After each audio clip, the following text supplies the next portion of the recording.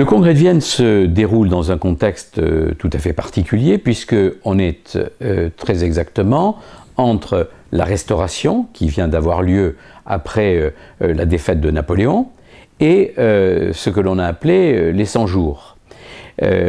Autrement dit, c'est une période charnière, une période de difficulté pour la France, et en même temps, c'est une période de revanche pour tous ceux qui, enfin, ont réussi à faire mordre la poussière à l'Empire.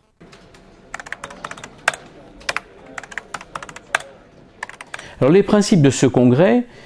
sont des principes extrêmement fermes en réalité. Il s'agit d'empêcher une fois pour toutes que toute cette longue période de l'histoire qui a été une période belliqueuse ne se reproduise. Et donc, dans la mesure où on considère que c'est Napoléon Ier qui a été le fauteur de troubles, parce que c'est lui qui a mené la guerre, et de facto, en grande partie, on est bien obligé de le considérer comme tel, on va essayer de faire que la France ne se retrouve plus sur le continent dans une position où elle pourrait de nouveau remettre en question l'ordre établi. Ça, c'est la première chose. La deuxième chose, c'est que, à part le fait de vouloir isoler la France, on va essayer d'édicter un certain nombre de principes, et en particulier, c'est celui qui fait appel à ce qu'on a appelé le concert des nations, et c'est-à-dire qu'on a voulu que désormais la guerre ne soit plus possible et que les contentieux soient réglés par les autres puissances lorsqu'il y a un contentieux entre deux puissances du concert européen, c'est-à-dire les grandes puissances de l'époque qui sont des puissances européennes.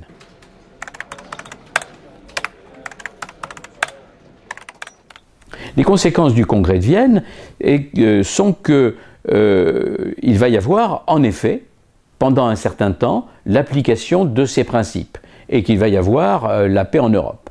Deuxièmement, la deuxième conséquence, c'est effectivement l'isolement de la France. On va s'ingénier en dépit du fait que Talleyrand, qui est le négociateur français, a fait des merveilles dans la situation dans laquelle il se trouvait, en dépit de l'action de Talleyrand, la France va se retrouver dans une situation qui est très difficile.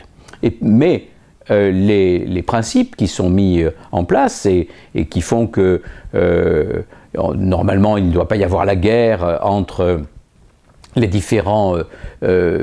pays, en tout cas les différentes puissances, les différentes grandes puissances de l'époque, vont être battues en brèche, en particulier lors de la guerre de Crimée, où la France et la Grande-Bretagne, à propos de l'Empire ottoman, vont se retrouver contre l'Empire russe. C'est donc d'une certaine manière un échec, mais ça introduit malgré tout dans les relations internationales de nouveaux principes qui vont être relativement importants, même s'ils sont remis en question très très rapidement.